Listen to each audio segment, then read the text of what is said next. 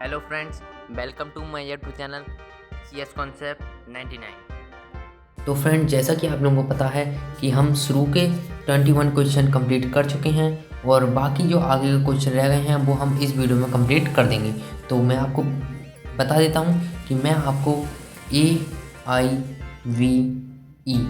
यानी कि all Indian बार education exam जो होता है इसके बारे में आपको 45 मोस्ट इम्पॉर्टेंट टॉपिक्स या MCQ बताने जा रहा हूँ विद आंसर।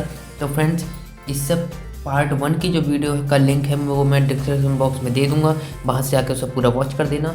और यहाँ पे मैं पार्ट 2 अपना स्टार्ट करने जा रहा हूँ। तो अगर आप लोगों ने पार्ट 1 देख लिया और पार्ट 2 देख रहे हैं तो चैनल को लाइक कर देना, यानी चैनल को सब्सक्राइब कर देना और वीडियो को लाइक कर देना। और ये वीडियो अपने किसी एक दोस्त के संग शेयर ज़रूर करना, ठीक है फ्रेंड्स, ताकि वो भी इसे देख के कुछ सीख सके। तो चलिए वीडियो को बिना किसी देरी के शुरू करते हैं। तो फ्रेंड्स, यहाँ पे ये पहला क्वेश्चन कहता है धारा 138, ये धारा का मान दे रखा है धारा 138 पर क्राम्य विलेख अधिनियम संबंधित है। यानी कि इसने 4 ऑप्शन दे रखे हैं, इनमें से बताना है कि ये जो धारा है ये किससे संबंधित इनमें से है। तो जैसा कि हमारी ये रूल है कि आप लोग एक बार सोच लेना कि क्या हो सकता है इसका आंसर, मैं आपको इसका राइट आंसर बता दूंगा। तो यहाँ पे जो ऑप्शन दे रखे हैं वो हैं, ऑप्शन नंबर ए है चेक के अमान्य होने पर दंड, धारक के आधार, या फिर ऑप्शन नंबर सी दे रखा है सम्यक अनुक्रम धारक के आधारों से, या उपरोक्त में से कोई नहीं। तो फ्रेंड्स, आप लोगों ने सोच लिया होगा इसमें से राइट आंसर कौन सा है। तो मैं आपको बता देता हूँ, इसका जो राइट आंसर है वो है ऑप्शन नंबर सॉरी ये नहीं, ऑप्शन नंबर ए। ये ऑप्शन नंबर ए है इसका राइट आंसर, यानी कि ये है चेक के अमान्य होने पर दंड।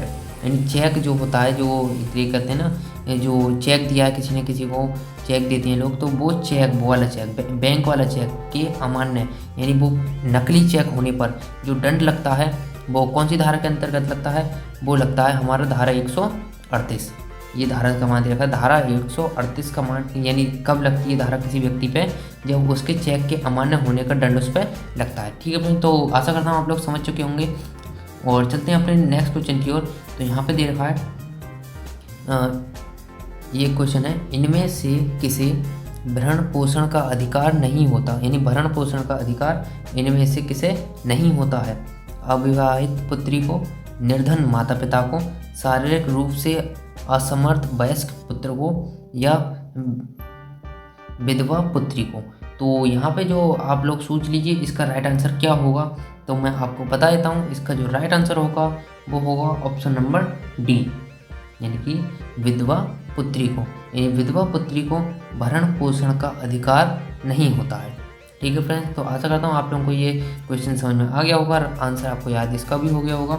और मैं आपको फिर से बता देता हूँ, जो मैंने पार्ट 1 में आपको जो बताया था कि एक बार इस वीडियो को पूरा देखने के बाद एक बार रिवीजन में बहुत ज़रूर कर लेना, ताकि आपके जो क्वेश्चन है वो सारे याद हो जाएं। तो शुरू करते हैं हम, एक सेकंड, ये सर, हाँ। तो यहाँ पे हम आ चुके हैं कि किसी मुसलमान का अपनी सगी बहन से विवाह होना, यानी क्या क्या होता है। जैसे कि कोई एक मुसलमान व्यक्ति है, उसने अपनी ही सगी बहन से विवाह किया है, तो उसमें यानी उनकी मान्यता क्या होगी। ये वैध होगा, यानी कि कानून के खिलाफ होगा, शून्य होगा, कुछ नहीं होगा, अवैध होगा, कानून के खिलाफ नहीं होगा वो, और अवैध यानी कानून, ये है सॉरी, हाँ ये थोड़ा मिस्टेक हो गई। ये वैध का मतलब होता है कि कानून के अंतर्गत आएगा, शून्य यानी इसका कुछ नहीं होगा, अवैध होगा, कानून के खिलाफ होगा, या निम्न में इनमें से कोई नहीं। तो इनमें से जो आपका राइट आंसर होगा वो आप सोच लीजिए कौन सा राइट आंसर होगा। और मैं आपको बता देता हूँ, इसका जो राइट आंसर होगा वो ऑप्शन नंबर सी होगा, ये अवैध होगा, यानी कि कानून के खिलाफ होगा। जैसे कहते हैं ना लोग, अवैध कब्जा इस समय बहुत चल रहा है, अवैध कब्जा कर लेते हैं लोग। ये अवैध कब्जा, अवैध का मतलब होता है कानून के खिलाफ जो कुछ चलता है, यानी कि जो कानून की नीतियाँ हैं उनके खिलाफ जो चलते हैं उन्हें अवैध किया जाता है। तो ये अवैध होगा, यानी कानून के खिलाफ होगा। ठीक है, और यहाँ पे 24वां क्वेश्चन देखते हैं हम, दंड प्रक्रिया संहिता की कौन सी धारा के अधीन पर एक पुलिस अधिकारी किसी अभियुक्त को अजमानवीय, ये जो है ये अजमानतीय बात में जमानत पर रिहा कर सकता है। यानी कि दंड संहिता में कौन सी धारा के अंतर्गत जो पुलिस वाला है, पुलिस अधिकारी किसी भी अभियुक्त को अजमानतीय बाद में जमानत पर रिहा कब करता है, कौन सी धारा के अंतर्गत करता है? धारा 336, धारा 337, 437 या 436। तो आप लोग इसका राइट आंसर सोच लीजिए।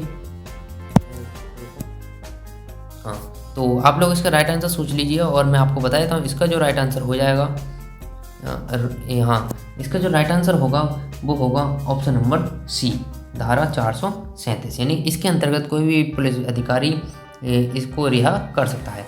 ये जो अजमानती दे रखा है इसे जमानत पर रिहा कर सकता है। ठीक है, और यहाँ पे हमारे 26वां क्वेश्चन देखते हैं। तो मैं आपको यहाँ पे 45 इंपॉर्टेंट क्वेश्चन बताने जा रहा हूँ। तो फ्रेंड्स, अगर आप वीडियो को यहाँ तक पहुँच कर रहे हैं तो एक वीडियो को लाइक और चैनल पर नया हो तो चैनल को सब्सक्राइब जरूर कर देना। तो यहाँ पे हम देखते हैं हिंदू विधि है, यानी कि हिंदू विधि क्या है? सिविल विधि है या वैयक्तिक विधि है, संवैधानिक विधि है या फिर डांडिक विधि है? तो इसमें से आप अपना एक राइट आंसर सोच लेना जो आपको लग रहा हो राइट है। तो मैं इसका आपको राइट आंसर बता देता हूँ, वो है ऑप्शन नंबर बी, ये है वैयक्तिक विधि। हिंदू विधि एक वैयक्तिक विधि है। तो यहाँ पे हम देखते हैं क्वेश्चन नंबर 27 देखते हैं। कुंवारा रहने के लिए किया गया एक करार है, वैध है, शून्य है, अप्रवर्तनीय है या ये जो शून्यकरणीय है? तो जो इसका जो राइट आंसर आप सोच लेना। जो यहाँ पर क्वेश्चन है कुंवारा रहने के लिए किया गया एक करार है, तो इनमें से क्या करार है? आप लोग इसका आंसर सोच लेना। मैं आपको बता देता हूँ इसका जो राइट आंसर हो जाएगा वो हो जाएगा ऑप्शन नंबर बी, शून्य। यानी इसका कुछ भी नहीं है, ना तो वैध है ना अवैध है। यानी कि तो एक स्वतंत्र देश है, तो स्वतंत्र में सभी लोग स्वतंत्र है। तो ये एक तरीके से मन की इच्छा पे आता है। तो ये ना तो ये कानून के अंतर्गत आता है, ना ही कानून के विरुद्ध आता है।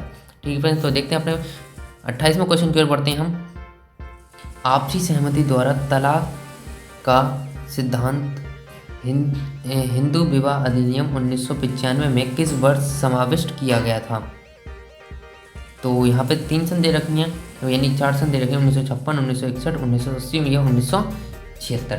तो आप लोग इसका राइट आंसर जो आपको लग रहा हो वो सोच रहे हैं। मैं बताया था इसका जो राइट आंसर हो जाएगा वो हो जाएगा ऑप्शन नंबर डी, 1976। तो चलते हैं अपने नेक्स्ट क्वेश्चन की ओर। साक्ष्य से अभिप्रेत और उनमें सम्मिलित है केवल मौखिक साक्ष्य, केवल दस्तावेजी साक्ष्य, मौखिक एवं दस्तावेजी साक्ष्य, केवल ऐसा मौखिक साक्ष्य जो दस्तावेजों पर आधारित हो। तो आप लोग इसका राइट आंसर सोच लेना। तो मैं आपको इसका राइट आंसर बता देता हूँ। तो इसका जो राइट आंसर हो जाएगा वो हो जाएगा ऑप्शन नंबर सी, मौखिक एवं दस्तावेजी। ये जो दस्तावेजी साक्ष्य है ये दोनों। ठीक है फ्रेंड्स, साक्ष्य से अभिप्रेत का मतलब हो सकता है जैसे आता है कि अभिप्राय। साक्ष्य का मतलब क्या है? मौखिक एवं दस्तावेज दोनों ही हों, तो इसका मतलब होता है साक्ष्य। साक्ष्य रूप से यानी कि एक तरीके तो साक्षात कहते हैं ना, कि साक्षात रूप से यानी कि एकदम सामने आ जाना, तो उसे कहते हैं साक्ष्य। तो यहाँ पे दे रखा है 30वां क्वेश्चन है, सिविल प्रक्रिया संहिता 1908 किस दिनांक को लागू की गई? 1908 ये संहिता का सन दे रखी, यानी कि संहिता का नाम है ये संहिता 1908। यानी अब इतना तो पक्का है, जैसे ये जो है संहिता 1908 है, तो ये कब लागू की गई? तो इसका आपको आंसर देना है। और जाहिर सी बात है ये 1908 दे रखा है, यानी कि 1908 में ही लागू की गई होगी। लेकिन यहाँ पे 1908 के जो हैं वो 2 ऑप्शन दे रखे हैं, ये 2 ये हैं और एक ऑप्शन ये है, 21 दिसंबर 1908, 1 जनवरी 1908, 1 अप्रैल 1908। तो ये वाला ये जो आंसर है ये तो इसका नहीं हो सकता, क्योंकि इसमें 1909 दे रखा है। ठीक है, तो आप लोग सोच लो, इनमें से आंसर सोच लो कौन सा आंसर आपका हो सकता है। तो मैं आपको बता देता हूँ इसका जो राइट आंसर है वो है ऑप्शन नंबर ए, ये 1 जनवरी 1908 इसका राइट आंसर हो जाएगा। ठीक है फ्रेंड्स, तो चलते हैं अपने नेक्स्ट क्वेश्चन की ओर। और अगर आप वीडियो को अभी तक वॉच कर रहे हैं तो एक चैनल को लाइक, यानी वीडियो को एक लाइक तो कर ही देना, और चैनल पर नए हो तो चैनल को सब्सक्राइब भी कर देना। ठीक है फ्रेंड्स, और तो देखते हैं आगे की। यहाँ पे है भारतीय दंड संहिता 1980 में आपराधिक कानून संशोधन अधिनियम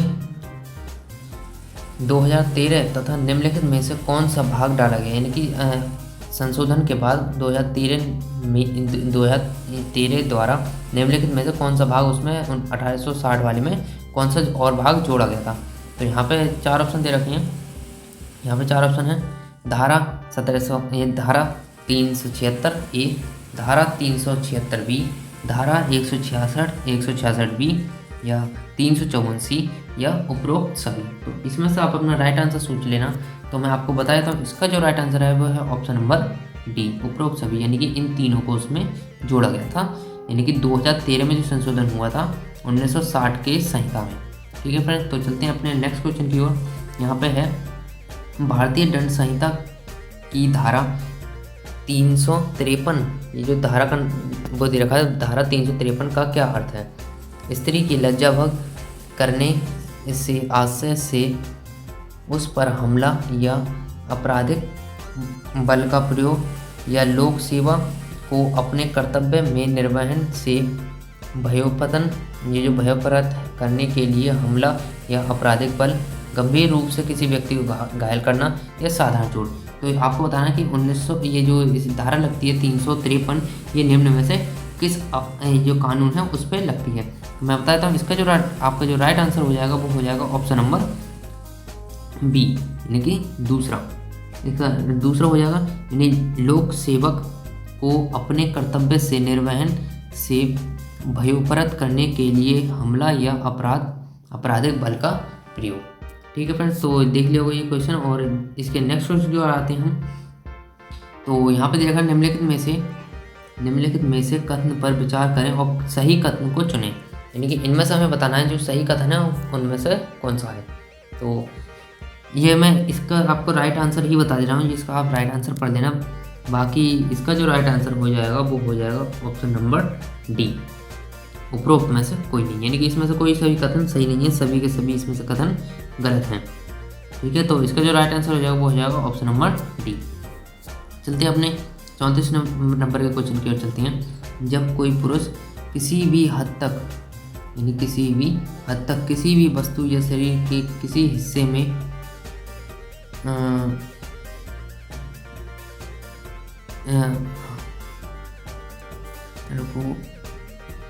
तो फ्रेंड यहाँ पे जो हमारा 34 नंबर क्वेश्चन है, तो वो इसका जो राइट आंसर हो जाएगा, मैं आपको इसका राइट आंसर बता रहा हूँ। ये क्वेश्चन है, इसको आप वीडियो को पुश करके इस क्वेश्चन को पढ़ लेना।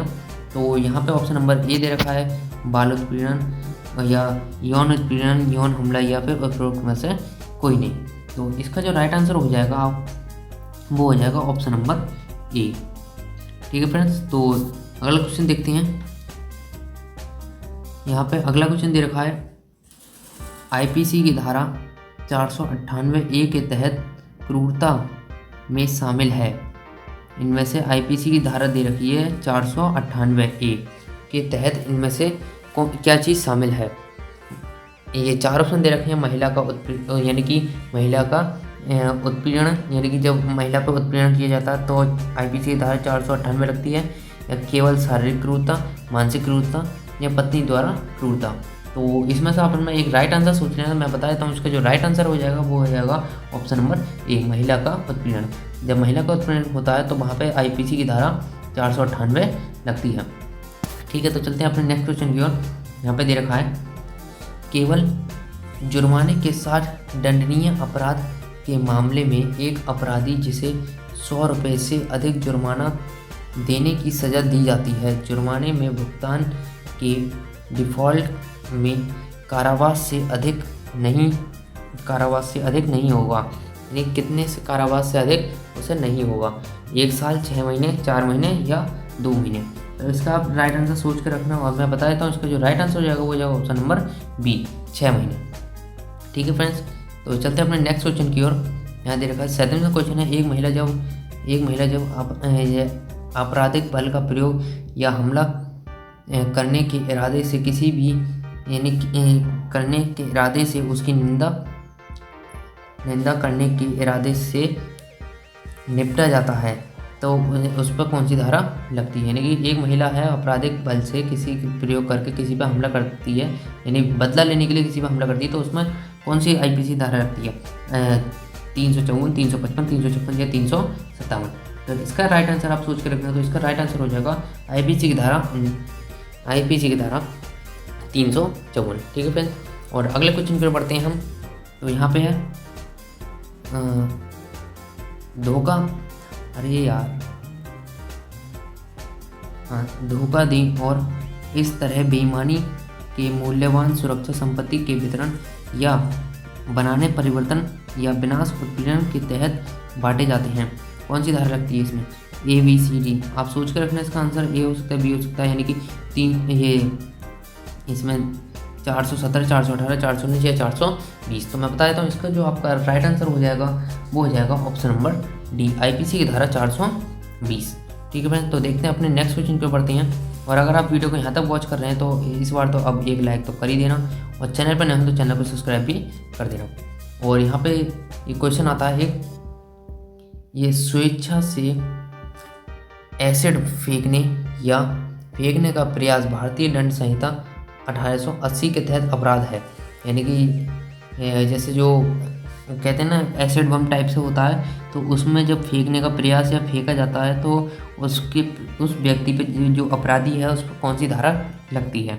धारा 326 ए या धारा 326 बी, 228 ए या धारा 228। तो यहाँ पे आप अपना आंसर सोच के रखना। तो मैं आपको बताया तो इसका जो राइट आंसर हो जाएगा वो हो जाएगा option number B. Option number B इसका राइट आंसर हो जाएगा, यानी कि धारा 326 इसका ये वाला राइट आंसर है इसका, धारा 326। ठीक है, तो चलते हैं अपने नेक्स्ट क्वेश्चन की ओर। यहाँ पर नेक्स्ट क्वेश्चन दे रखा है, दंड प्रक्रिया संहिता की धारा 29 के अंतर्गत मुख्य न्यायिक मजिस्ट्रेट की अदालत कानून द्वारा अधिकृत किसी भी सजा को पारित कर सकती है सिवाय, यानी कि जो दंड प्रक्रिया संहिता धारा 29 है उसके अंतर्गत मुख्य न्यायिक मजिस्ट्रेट की अदालत कानून द्वारा अधिकृत किसी भी सज़ा को पारित कर सकती है, लेकिन सिवाय, यानी कि इनमें से कौन सी ऐसी एक सज़ा है जिसको वो पारित नहीं कर सकती? मौत की सज़ा, आजीवन कारावास, 7 वर्षों से अधिक अवधि की कारावास या उपरोक्त सभी। तो इनमें से आप अपना राइट आंसर सोच के रखना। तो मैं बताता हूँ इसका जो राइट आंसर हो जाएगा वो हो जाएगा ऑप्शन नंबर डी, उपरोक्त सभी। तो फ्रेंड जैसा कि आपने देखा ना, जो अभी तक 2 क्वेश्चन ऐसे आए हैं जिनमें उपरोक्त सभी का जिक्र किया है, तो जहाँ पे अधिकतर उपरोक्त सभी आ जाता है वहाँ पे अधिकतर ऑप्शन नंबर डी यानी कि उपरोक्त सभी ही आता है। तो इस चीज़ का आपको महत्वपूर्ण रूप से ध्यान रखना है। अगर आपको कुछ नहीं पता है तो उपरोक्त सभी का भी प्रयोग कर सकते हैं, क्योंकि उपरोक्त सभी बहुत गिने चुने में ही आ रहा है। ठीक है, तो नेक्स्ट क्वेश्चन की हम पढ़ते हैं। देवकृत का मतलब क्या होता है? भगवान द्वारा किया गया कार्य, मनुष्य द्वारा किया गया कार्य, अन्य पक्षी द्वारा किया गया कार्य या अभियोगी द्वारा किया गया कार्य, देवकृत। तो अपना आप आंसर सोच के रखना। तो मैं आपको बताया तो इसका जो राइट आंसर है वो है ऑप्शन नंबर ए, देवकृत। आपको पता है, जैसे कि आपने सबसे सही पता चल गया हो, देवकृत। देव का जो पहला जो शब्द है वो है देव। देव का मतलब होता है जैसे कि हम कहें ये देव हो जाएगा, देव, और कृत का मतलब होता है कार्य।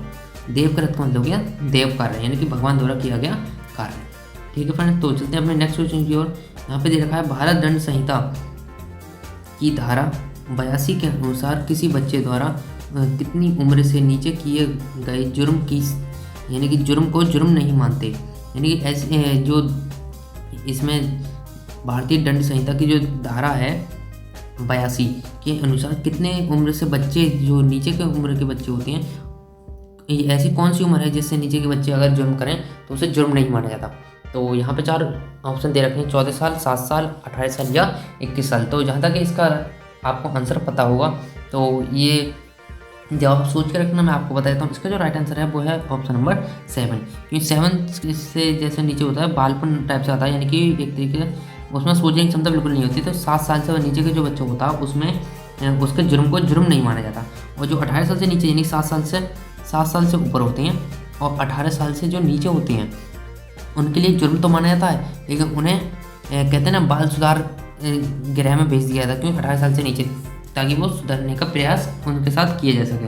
तो यहाँ पे ऑप्शन नंबर बी राइट हो जाएगा, यानी कि 7 साल से नीचे के व्यक्तियों को, बच्चों का जुर्म नहीं माना जाता, यानी जुर्म को जुर्म नहीं माना जाता। तो यहाँ पे ये 43वां क्वेश्चन है, निम्नलिखित में से कौन सा एक प्राथमिक प्रमाण है? इनमें से कौन सा एक प्राथमिक प्रमाण है? यहाँ पे 4 ऑप्शन दे रखे हैं, न्याय के निरीक्षण हेतु प्रस्तुत किए गए दस्तावेज, या मूल से बनाई गई प्रतियाँ, या फिर दस्तावेज की प्रमाणित प्रतियाँ, या दस्तावेज की फोटोस्टेट प्रतियाँ। तो निम्नलिखित में से कौन सा प्राथमिक निम्नलिखित में से कौन सा प्राथमिक पूछा है इसमें से?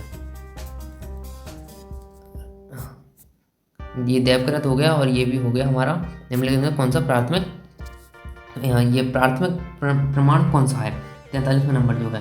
तो इसमें से आपने एक राइट आंसर सोच कर रखना। मैं आपको बता देता हूँ, इसका जो राइट आंसर हो जाएगा वो हो जाएगा ऑप्शन नंबर ए।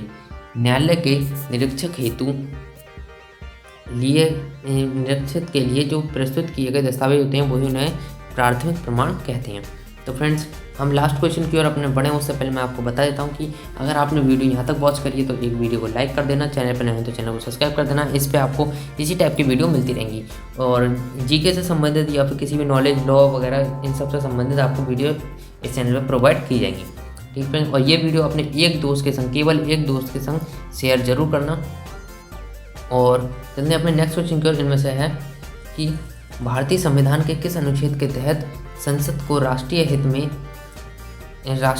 में राज्य सूची के मामले के संबंध में कानून बनाने का अधिकार है। जो संसद है उसको कौन से राष्ट्रीय हित जो राज्य सूची है उसके कौन से अनुच्छेद के अनुसार वो कानून बना सकती है। अनुच्छेद दे रखे हैं यहाँ पे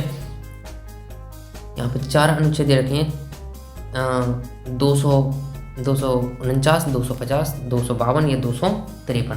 तो इसका आप राइट आंसर अपना सोच के रखना। तो मैं बताता हूँ, इसका जो राइट आंसर हो जाएगा वो हो जाएगा ऑप्शन नंबर ए, अनुच्छेद 249। तो नेक्स्ट क्वेश्चन की ओर बढ़ते हैं। तो लास्ट क्वेश्चन है ये हमारी वीडियो का।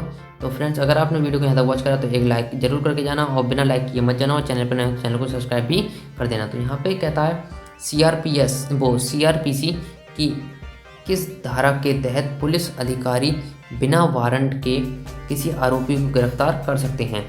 जो ये CRPC की धारा, यानी ऐसी कौन सी धारा है जिसमें पुलिस के पास वारंट नहीं होगा तो भी वो आरोपी को गिरफ्तार कर सकते हैं। यहाँ पे 4 ऑप्शन दे रखे हैं, 40, 81, 82, वो 40, 41, 42, 43। तो फ्रेंड्स, आप अपना इसका राइट आंसर जो है वो सोच के रखना। मैं आपको बता देता हूँ इसका जो राइट आंसर है वो क्या होगा। और अगर आपने वीडियो को यहाँ तक वॉच करा तो एक लाइक भी कर देना। तो यहाँ पे जो आपका राइट आंसर हो जाएगा वो हो जाएगा ऑप्शन नंबर बी, यानी कि धारा 41 के तहत अगर पुलिस के पास वारंट भी नहीं है तो वो किसी आरोपी को गिरफ्तार कर सकती है। ठीक है फ्रेंड्स, हमारी वीडियो यहाँ पूरी हुई और मैंने आपको यहाँ इसमें 45 ऐसे मोस्ट इम्पोर्टेंट क्वेश्चन बताए हैं जो